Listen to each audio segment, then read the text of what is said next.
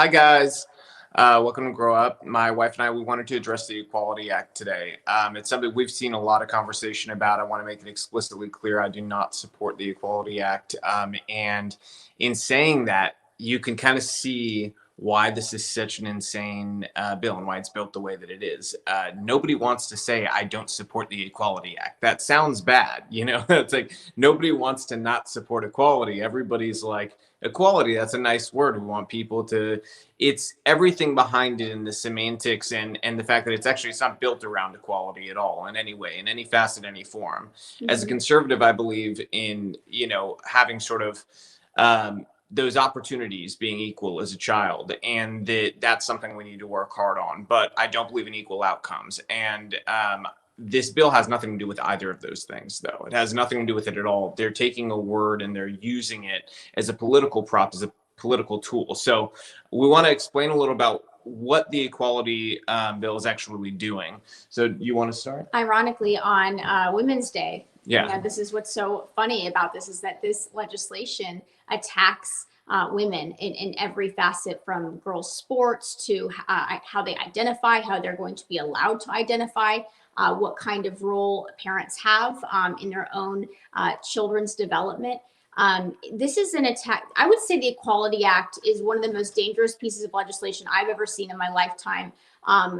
Show up in Congress. And here's why. It's basically one piece of legislation that has all of the leftist agenda baked into it, right? So you have the mandated gender and sexual education initiatives that schools will now be mandated to enact their policies ensued there. There's going to be promotion of abortion, things like that, as a human right, as a form of healthcare. All of these things that we disagree on fundamentally, and what makes us great in America is that we are at what point we're allowed to be free and have different opinions on, is now going to be mandated. And so this is a way for them to mandate their ideology, since those ideas themselves were not strong enough to just survive on their own.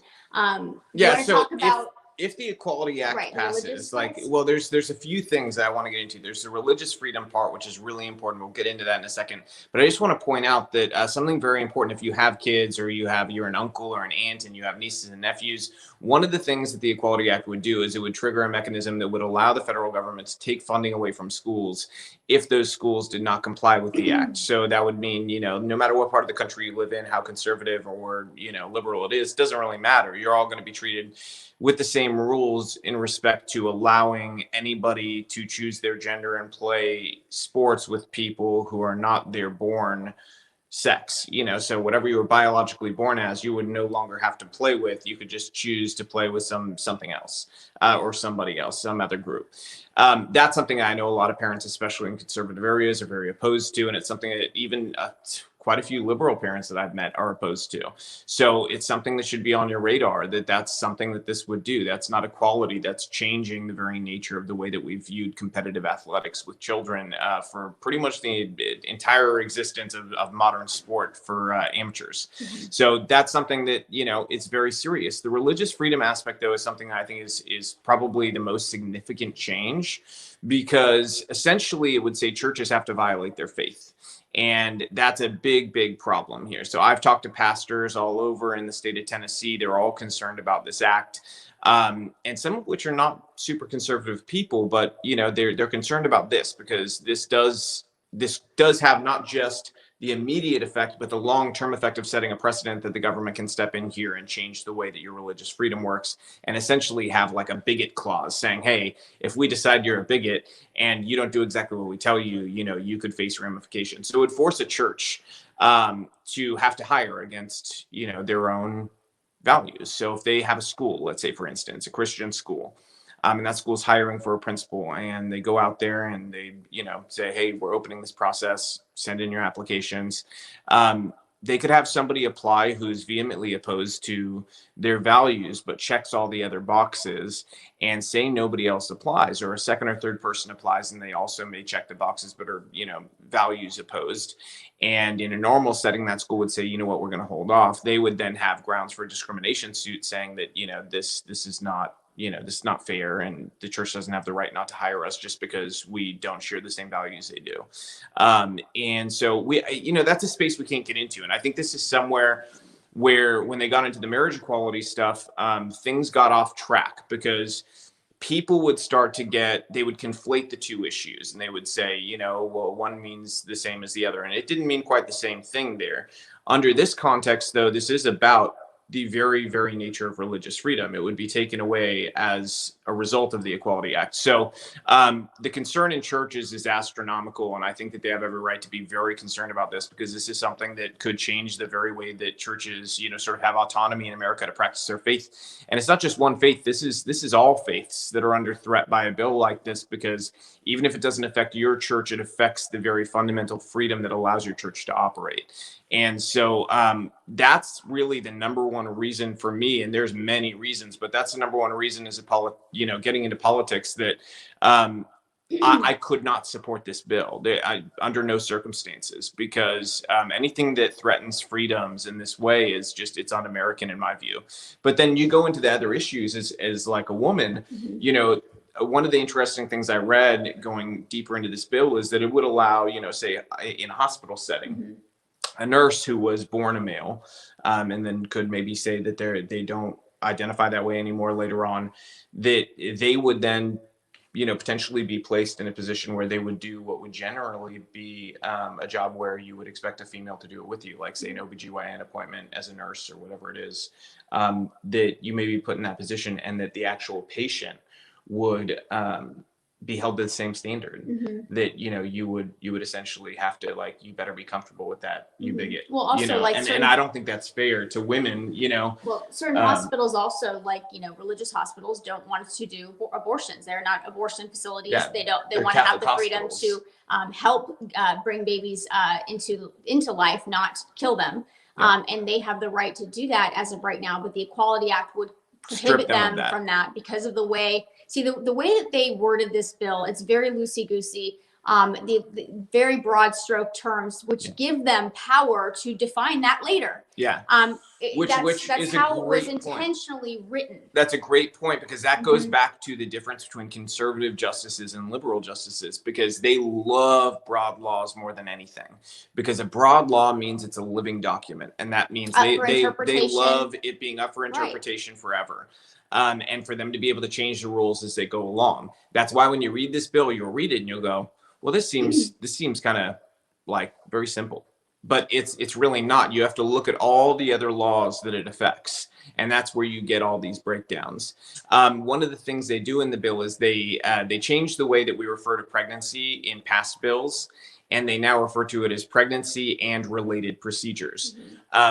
What they're talking about when they say related procedures is abortion. It's another example of them using linguistics to trick people into feeling like there's no problem here. Because somebody who is, let's say, pro-life, read that bill and not have any idea that it has something to do with abortion. Right. And it does. All of those related services, they're this is a consistent theme that we see with the left, with the linguistic manipulation, just like we see with the CSE framework, which is the comprehensive sexuality education, which they'll call prevention-based, evidence-based, abstinence-based, and then you look at the actual education, and they're telling your child they can be any gender that they want, they can change it from day to day, that they should experience with their sexual fluidity, all of these ideas that you had no idea you were signing up for. Yep. So this is what they do, and that trust has been broken. As of right now, without the Equality Act, in some states, your child can basically your teacher and Planned Parenthood can conspire together to take your child without you knowing, without your consent, get an abortion procedure and other medical procedures without you knowing. So not only is this an assault on religious freedoms, women's rights, but it's also an assault on the family, on parental rights. We are now telling society, dictating society, that the parental role is beneath the role of the state and essentially teachers. So and where do we see that? In what other countries do we see that sort of thing? Communist countries, socialist countries. So strange how we start to mirror those. So it's very interesting because if you just theoretically, if you were somebody who had this intention to get rid of America, the way we do things, the legal way we do things, you would write a piece of legislation with very broad language that you could go and define later to be whatever you want. And anybody who criticized you for it or tried to hold you accountable, oop, too late, the act passed and you're a bigot if you oppose it. They would get it done this way, okay? Because the other way doesn't work. They can't just go in and take over the educational institutions. They have to get us to consent to that by thinking, just like parents consent to sex ed in schools, thinking it's abstinence based, Yep. right? They're going to teach my kid about sex ed. They're going to teach them about biology, just the facts, and tell them how to prevent it from happening. That's not what they're teaching. So you pull back the layers and it's always something different than what you're getting. The trust factor's already been broken. So why are we giving teachers and these academic institutions more power than a parent has over the decisions over what happens with their child's bodies, minds, and spirits? Yeah. We're essentially sacrificing our children for the Equality Act.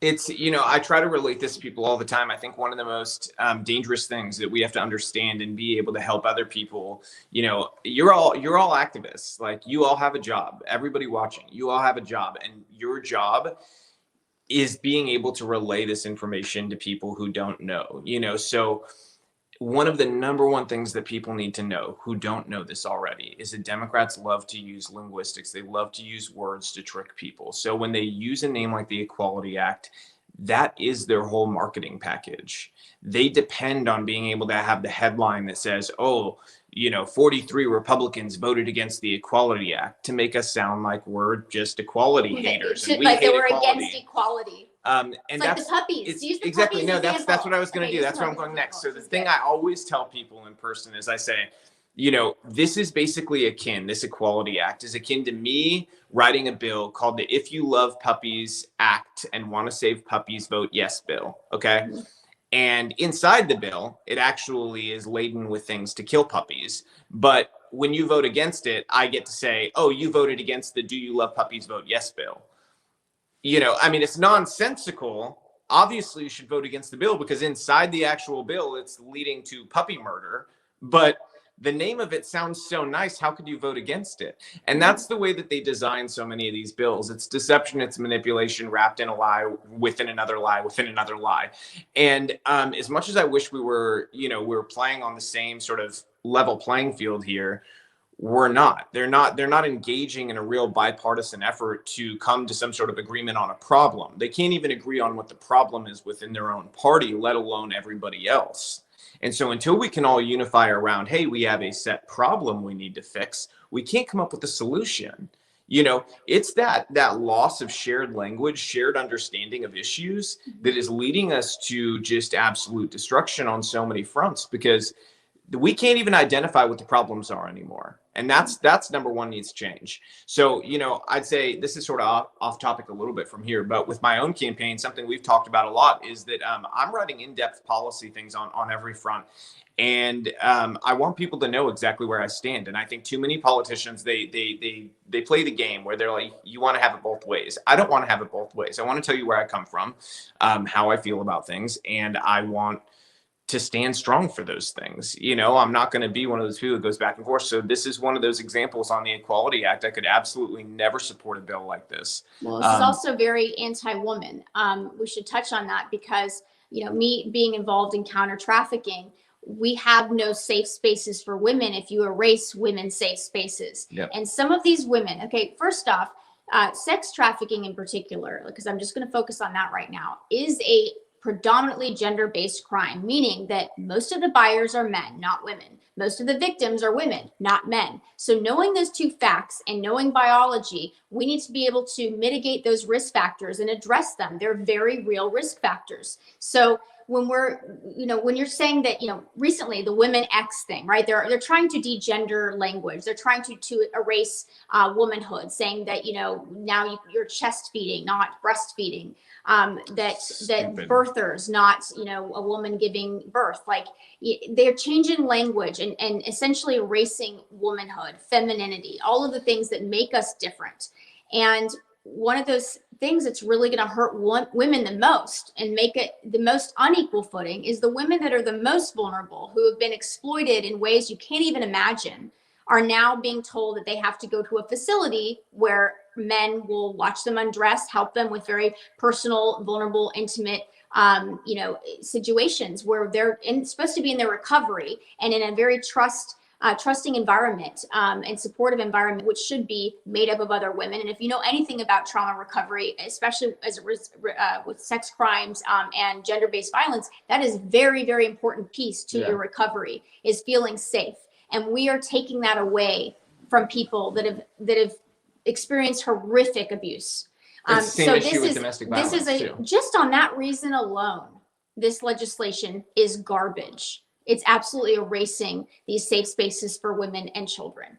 And then you talk about what's being done to children as far as this is a very predatory scheme to transition children that are experiencing other vulnerabilities as well, and to message to them that this is a normal, a normal intervention, right? So children as young as 9 years old who don't have a sense of identity. They don't even know if they like chocolate chip cookies or what movies, like they're still figuring out who they are. And now we're giving educators, they call themselves educators, we're giving them access to our children's minds and their identity. Instead of teaching reading, writing, arithmetic, we're now giving them a license to be the authors of our children's identity and character. Okay. And the parents have no say in this. And to say, maybe you should explore your identity. Maybe you should explore your pronouns, because there's, this is not the role of educators. They are taking away parental authority, parenthood, and this is an attack on the family, on who is in charge of our children's minds and who's in charge of protecting them, because we can't protect our children as parents from predators and from even teachers that see themselves as progressive social engineering arbiters. Okay, we can't protect our children from people if this is a legislation that gets passed. It then becomes law. You reminded me of two things. One is that we didn't even mention this yet. This act, the Equality Act, it would also open things up for parents to have the custody of their children taken away if they do not agree to transition their child, if their child says they want to transition.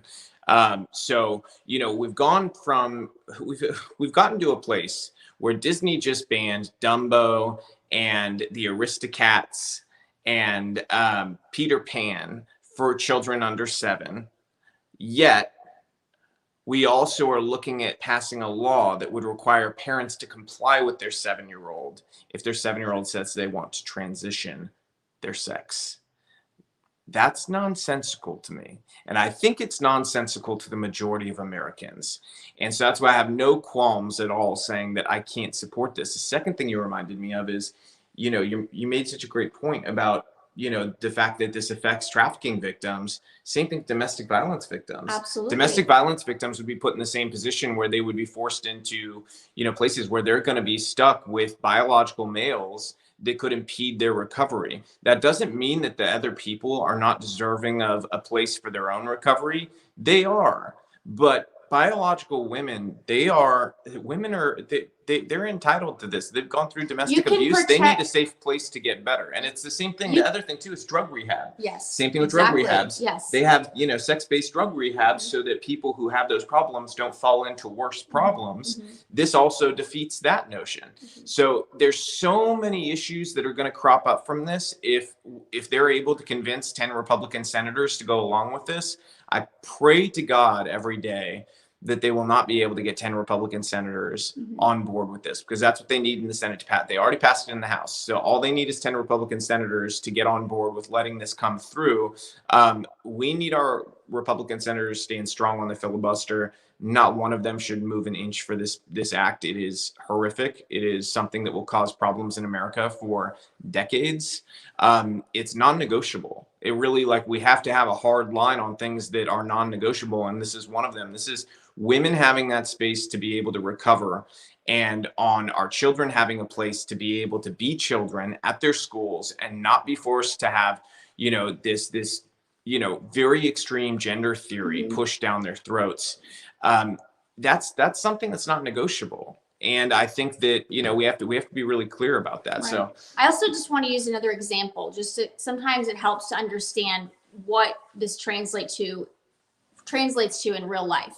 And I want to think, a particular situation, my daughter got her ears pierced this year, and I needed a birth certificate. I had to go there with her. I had to make an appointment. I had to show my ID to prove that I was her mother, all of these things, that we were related, and all of these things. I had hoops I had to go through. It is harder to get your own child as a parent ears pierced at 12 years old than it would be in some states. Okay, not all states, but this is where things are going, and the Equality Act will supercharge this initiative, is for them to get an abortion or transition, to get them on transition hormones. And I want to explain something really quick about what Planned Parenthood is doing. All right, they've been very quietly behind the scenes converting their whole thing, okay, to not just abortion being their bread and butter. Because think about it, abortion is kind of a one and done thing. And yes, many women have multiple abortions a year, but again, you're talking maybe 3 abortions a year. I don't know. I'm sure there's some crazy, stories where somebody's had more. Anyway, focusing on the thing, what they're turning into is a whole gender identity type of gender issues clinic. All right. They know there's so much money to be made in this. And just like they've done with targeting kids in the classroom with their sex ed, the radical sex ed, which sexualizes them and ensures that they're customers for life. Okay. All of that building that they've been doing since kindergarten with our children in schools, they're now doing that with the gender initiatives, with the sexual initiatives, with transitioning initiatives. All right. There's these agendas that they have because they make money. They make money. They stand to profit off of your child transitioning. So what I'm suggesting is, why are we having, say the owner of McDonald's be the person who teaches your kid about nutrition? Do you see the conflict of interest there? With Planned Parenthood, we invited them in the classroom to teach our kids about sex ed. And what did we see? We saw more teen pregnancies, more STDs, more sexualization of children, more grooming, more trafficking, all of that, including Planned Parenthood running, trafficking, supporting trafficking rings, people like that, pimps bringing in their girls, and them helping and looking the other way and facilitating, enabling rapes, all incest, all of that, you name it. But now what they're doing is they're transitioning to be ready for this Equality Act to pass, for all of these gender curriculums to ensue and be mandated. So now their customers are ready and they're going to be in line. That's where this is about. And I want to warn parents, this is a very important aspect to understand that Planned Parenthood has. This is their long-term goal, because hormones, the whole nature of this, it's a round the clock thing. They need, that kid's going to be there every week, getting their hormones, getting their psychotherapy, getting referred out to this person, this clinic. This is a money-making operation for them. Well, scarier than that, it's the state taking over the parent role. Absolutely. And that's the thing that I think should concern every parent, no matter how you feel about other issues. It should concern you that the state feels like that's an appropriate step for them to step in. I've always been of the mind that less government is a better government. And I think that most people in practical sort of life experience know that to be true. Anytime the government does something, they tend to screw it up. But to sort of delve into solutions, I would say the number one thing I could ask people to do right now is reach out to your senators, reach out to especially the softest senators we have, people like Lisa Murkowski, Susan Collins, Mitt Romney. Romney's probably in the right place on this for, I think he understands the religious concerns, but we still need to push all those people that are sort of soft Republicans to do the right thing and make sure they stand up against this, because this is just an absolute travesty of a bill. And if it were to pass, it would do such great damage for so long. I don't know that you could roll back the damage that it would do. And I don't say that lightly. There's not a lot of bills like that where you can say, oh, well, the damage it would do. HR 1 is another example of that. A bill that if it got through would do so much damage, I don't know that you could roll it back. And so that's what I ask of you. All we can do is be a sounding board. We do these things on our own time where, we make the calls or write letters and all the stuff we can do, but we have our limits too. And so the next thing we do is go to you guys and ask you to do the same thing, because We do, and we have seen an effect. When we come together, we're a very powerful group when we all come together. And we've seen evidence of that on so many issues where you guys have helped move the needle. We just got, Williamson County here in Tennessee, they dropped their mask order. And that was after, the great work of Tennessee Stands, where I'm on the board and Lena's done a ton of work for. That's it works. It does work. It works when you come together and you make your voices heard. The left does such a great job of it, and we need to beat them at their own game and be loud and proud about our values and ensure that we're defending them, because we're at such a critical juncture. We have to stand up. We can never take for granted that right. We have to stand up and use our voice, no matter how much hate gets thrown our way. We have to do it. So that's my plea on the Equality Act. Absolutely. To me, the Equality Act is legislating communism. It's the perfect vehicle for them to get their ideological goals enacted under the guise of equality. So the Equality Act is actually the opposite of that. It's anti-equality. It's anti-woman. It's anti-religious liberty. It's anti-individual freedom. It's anti-everything American.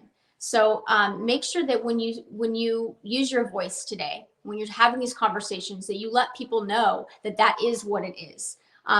Because so many people are seduced by language, and we have to get past that initial, issue. Hurdle. Yeah. Yeah. Well, thank you guys. So excited to do one of these again. We haven't done it in a while. I was going to tell you, we're going to have Laura Logan on. If you don't know her already, one of the best investigative journalists of all time. Mm-hmm. She's incredible. Her story is incredible. If you don't know what happened to her, in her reporting process, what she used to be with CBS, she has such an incredible, heartbreaking, and then, this beautiful story arc to the amazing person she is today. It's just the whole thing is amazing. So she's worth checking out. She'll be here Friday, 12 o'clock Eastern time, 1 p.m. 12 o'clock Central time, 1 p.m. Eastern, 10 o'clock in the morning Pacific.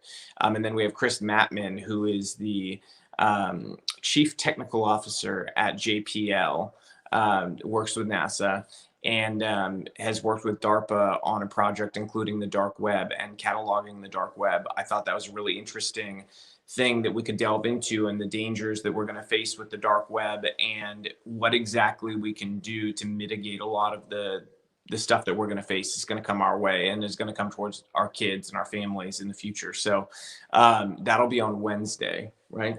Yep. Wednesday. On Wednesday. So we'll see you guys Wednesday and Friday. And Wednesday is 12 o'clock to Central time. Yes, Yeah. absolutely. So. Thank you guys so much for listening to this. Please share it. We are being censored, and we want people to know the truth about this piece of legislation, because they definitely have people out there trying to keep anybody sharing truth about the Equality Act. So please make sure you share it with your circles. Yeah, definitely. Thank you. And I saw one person ask about if you can donate to my campaign yet. Not yet. When you can, I'm going to let everybody know. There's a few little things we have to do first.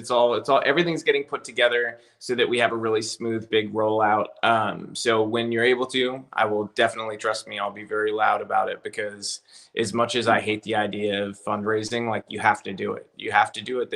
That's how you win this battle. You've got to do it. So I will be loud, and I will be asking for your help once we have that. But we're also doing it in such a way that we're going to help other candidates that maybe don't have that the same reach. Yeah, absolutely. So that's something that I'm really hopeful when they redistrict, we end up going through the primary process, get to a general election, that we can see, hey, we've got a really great, deal here. So that's my hope. If we can get to that place and we feel really great about the general, then we can help other candidates down ballot who maybe have a more difficult time fundraising, but are MAGA ideology and really want to fight for America. So go to freedomforever.us. That is the best thing you can do right now, because that'll get us, your email, and then we can connect with you and figure out where to go from there when the timing is good. Right? Yep, absolutely. So we'll let you guys know that then. So freedomforever.us, you can sign up there now. And that's another way we're going to help everybody sort of organize to support really great candidates, how we can all help. We'll phone bank together on Zoom calls. I'm sure we'll stay up sometimes late and do that stuff with you guys. We'll do all kinds of things together to try to change things, and I think I know we will. We will. we have already seen how much we can do when we all come together. So thank you guys for jumping on with us in this last minute. We'll see you guys Wednesday with Chris Mattman, JPL, Chief Technical Officer, talk about the dark web and space a little bit because I'm kind of a space geek. And then Friday, we'll have Laura Logan to talk about how we're going to survive this. How are we going to survive, and not just survive, but thrive and have our party, our ideology, our values, really thrive in the future. So that'll be an exciting one. Let's talk to you guys soon. Bye. Bye, y'all.